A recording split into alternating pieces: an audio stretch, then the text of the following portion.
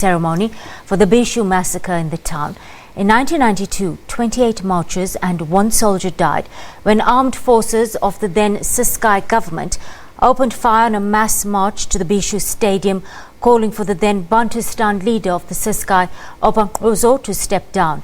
Just last month, there were talks again between the Eastern Cape government and families of those survivors about compensation.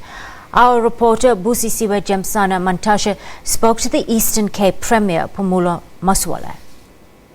The province is remembering that fateful day where 28 marchers were gunned down by the apartheid police while marching to the Bhisho Stadium. Thousands of them were left injured, and today marks that day. The Premier of the Eastern Cape and the families of the victims and the survivors were just here to lay a wreath to the gravesite where some of them were buried, to say, we'll remember you, we will never forget your contribution to the freedom that the country enjoys is immeasurable. You lost your lives whilst fighting for the democracy of this country. But we're going to be joined by the Premier of the Eastern Cape, Phumulo Masualle, just to tell us more about this day and what the families want, because we know that for years the families have been calling on the government to actually put programs that will assist them. And just a few weeks ago, Premier, we were sitting in your office where you were saying that there is a housing, health benefits, bursaries for the families of the victims to actually that they must apply for. But it would seem that the families are not really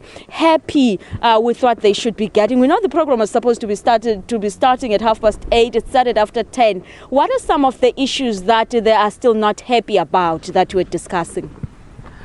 Well, to start with today, it's a day that's very historic. We shall never forget. It's one of the landmarks for which where we are today, looking back, we know it's one of the days that contributed to us being here.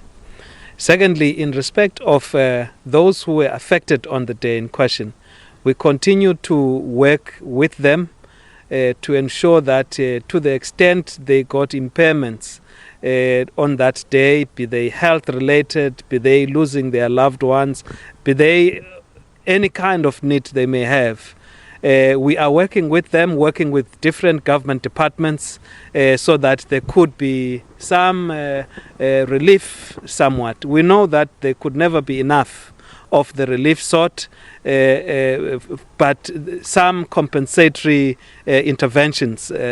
We of course, it may be that the progress, the speed within which such is taking place is unsatisfactory. That I do understand. But we're working very hard to make sure that where there are legitimate cases, be they to do with the health status of some of those affected, that the departments necessary should make the intervention. Where it's social development related matters, we would want to work with the committee to make sure that such are actually attended to the extent possible, including housing benefits, including where in our last meeting we were looking at what the Department of Justice has, and of course we left it where they were going back to give a feedback to the affected members, in which we're expecting that when we next meet we're going to have feedback. It's in relation to those who are appearing on the list in terms of the Truth and TRC report, in respect of education of children, in respect of housing, and also some projects that could be undertaken.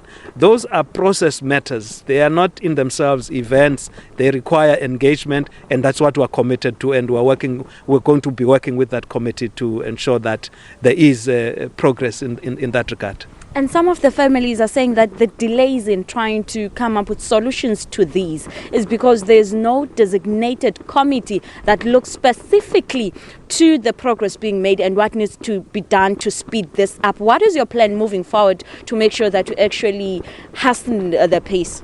Yes, precisely for that, we have elected to have a committee convened by the Premier that should at least meet, we've said, not beyond a quarter there ought to be quarterly meetings in which we are able to assess progress in respect of things agreed, what has happened, where are the bottlenecks, so that we work on that. We're looking at really establishing an ongoing relationship, particularly with the elected leadership of those families. And this year's proceedings will include a cleansing ceremony for the victims.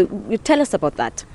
Well, again, it's an endeavor to try and reach out culturally, but also even in terms of faith, that certain things that we don't do, they tend to live on in the memories and make people never to reach that level of comfort beyond the incident itself. It's one of the Well, let's take you live now to Zanin in Limpopo province, where